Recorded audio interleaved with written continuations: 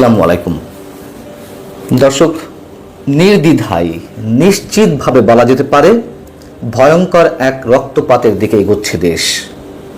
কারা সেই রক্তপাতের ঘটনা সৃষ্টি করছে, রক্তাক্ত আর একটা অধ্যায়ের জন্য কারা দায়ী, সেগুলো নিয়ে অবশ্যই বিশ্লেষণ করা যেতে পারে। আপনারা নিশ্চয়ই এর মধ্যে শুনেছেন জাতীয় নাগরিক পার্টি এনসিপির অন্যতম শীর্ষ নেতা হাসনাত আবদুল্লাহর উপরে গাজীপুরে হামলা হয়েছে। তার গাড়ি বহরে 10 থেকে 12টি মোটরসাইকেলে এসে হামলা চালায়।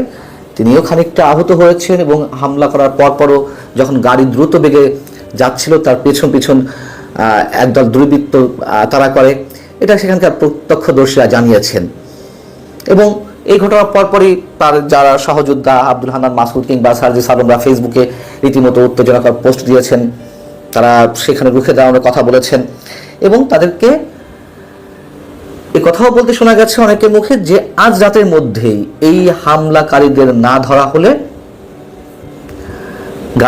গাজীপুর অচল করে দেওয়া হবে। এখন বিষয় হচ্ছে যে এই হামলাটি আসলে করলো কারা? যেই করুক অবশ্যই আমরা নিন্দা জানাই। আমরা এই ধরনের রাজনীতি চাইনি অন্তত 5 আগস্টের পরে, অথবা 5 আগস্টের পরে যারা গণঅভ্যুত্থানে অংশ নিয়েছিলেন সাধারণ মানুষ থেকে আর যারা ছিলেন তারা কেউ এটি চায়নি। তাহলে এই পরিবেশের সৃষ্টি করছে কারা? হাসনাত আবদুল্লাহ কিংবা সার্জিস আলমরা এর আগেও কয়েক দফায় হামলার শিকার হয়েছেন। সেক্ষেত্রে কেউ কেউ বলার চেষ্টা করেছেন যে এগুলো নাটক, সাজানো নাটক। আবার সত্যি সত্যি তাদের বিরোধীরা এটি করতেও পারে। এনসিপি নেতারা বলছেন যে এটি ছাত্রলীগের সন্ত্রাসীরা করেছে। যেহেতু আওয়ামী লীগ নিষিদ্ধের বিষয়ে এখন এনসিপি বরাবরের মতন এবার আবারও জ্বলে উঠেছে, তারা যেভাবে হোক নিষিদ্ধ করবে, সেই জায়গার প্রতিহিংসা থেকে ছাত্রলীগ এটা করেছে।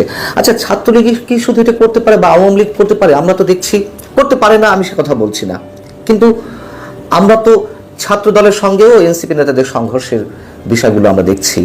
আমরা তো দেখলাম ঢাকা বিশ্ববিদ্যালয়ের যখন 7 কলেজ নিয়ে আন্দোলন চলছিল, সেই 7 কলেজের শিক্ষার্থীরা যখন ঢাকা বিশ্ববিদ্যালয়ের ডেমনস্ট্রেশন করছিল তখনও সার্জিস আলমরা হামলার শিকার হয়েছেন, হাসনাত আবদুল্লাহ উপরে হামলা হয়েছে, নর্থ সাউথ বিশ্ববিদ্যালয়ে সার্জিস আলম হামলা শিকার হয়েছে। জামায়াতের সঙ্গে আমরা মুখোমুখি অবস্থান দেখছি এনসিপি নেতাদেরকে কখনো কখনো। অতএব ঢালাওভাবে নিশ্চয়ই আমরা এককভাবে কারোর প্রতি দায় চাপাতে পারি না, তবে হামলা হয়েছে এটা তো বাস্তবতা। 5 আগস্টের পর থেকে বা 5 আগস্টের অভ্যুত্থান থেকে মানুষের তো একটি প্রত্যাশা ছিল একটি সুস্থ রাজনৈতিক ধারায় ফিরে আসা এই বাংলাদেশের। সেটি তো হয়নি। কেন হয়নি? কারা শুরু করছে? যে মবগুলো ক্রিয়েট করা হয়েছে দফায় দফায়, বুলডোজার আতঙ্ক সৃষ্টি করা হয়েছে, কারা করেছে আমরা তো সব জানি।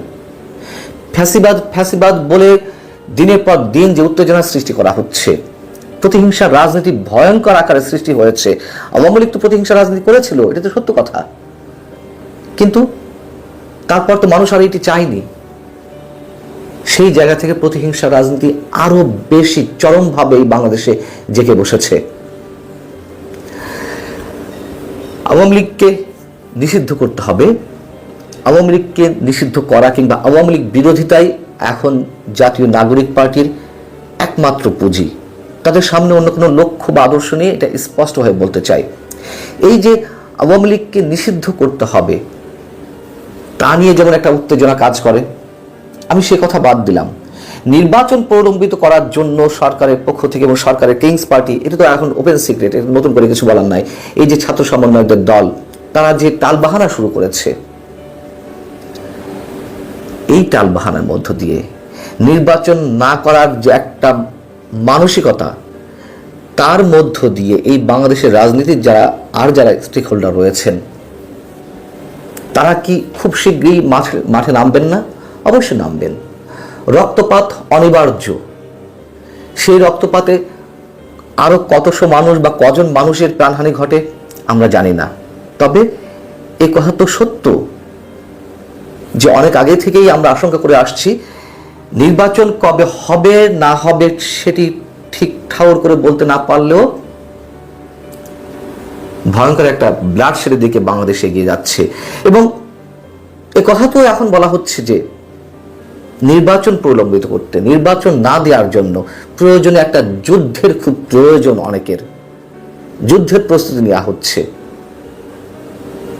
এগুলো এমনি এমনিতে না, যারা এই অভিযোগগুলো করছেন, যারা প্রশ্নগুলো তুলছেন, এমনিতে তো আর করছেন না। তার লক্ষণ তো আমরা বিভিন্ন পর্যায় থেকে দেখছি।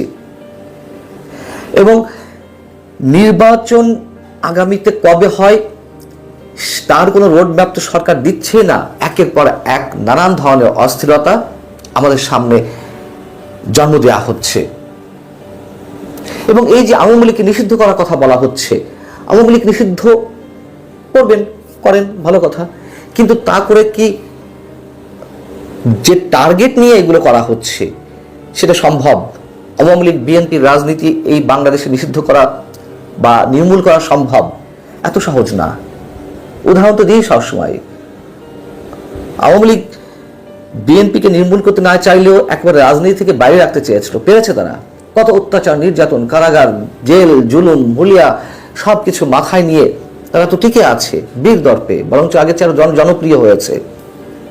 সেই জায়গা থেকে এই যে নিষিদ্ধ নিষিদ্ধ খেলা, এই যে চরম প্রতিহিংসা রাজনীতি, এর ফলাফল কোথায় গিয়ে দাঁড়াবে আমরা অনুমান করতে পারছি।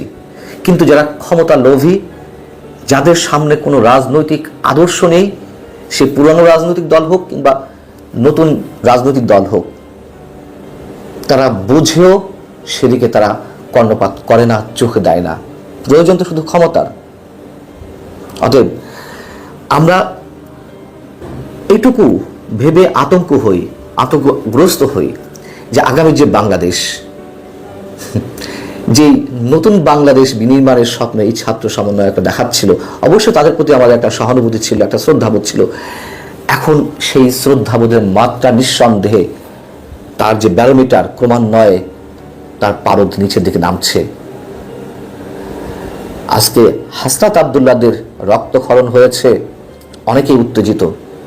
যখন মব ক্রিয়েট করে আওয়ামী লীগের অসংখ্য নেতা কর্মীদের উপর হামলা চালানো হচ্ছে, রক্তাক্ত করা হচ্ছে, বাড়িঘর জ্বালিয়ে দেওয়া হচ্ছে, তাদের কি অবস্থা? বলবেন ফ্যাসিবাদের পক্ষ নিচ্ছি না, যাদেরকে আপনারা ফ্যাসিবাদ করছেন তাদের শাসনামলের সময়ও আমরা এই কথাগুলো বলেছি, তারা কানে তোলেনি। ইতিহাসে নির্মম ভাগ্য তাদেরকে বরণ করতে হয়েছে, নিশ্চয়ই আরো অনেককে এই ধরনের ভাগ্য বরণ করতে হবে। সবশেষে যারা এই হামলাটি চালিয়েছে অবশ্যই তাদের গ্রেপ্তার করা হোক, আমরা চাই। কিন্তু গ্রেপ্তারের নামে আবার ওই যে অপারেশন ডেভিল হান্ট হয়েছিল তেমন কিছু যেন না হয়। আল্লাহ হাফিজ, ভালো থাকুন সবাই।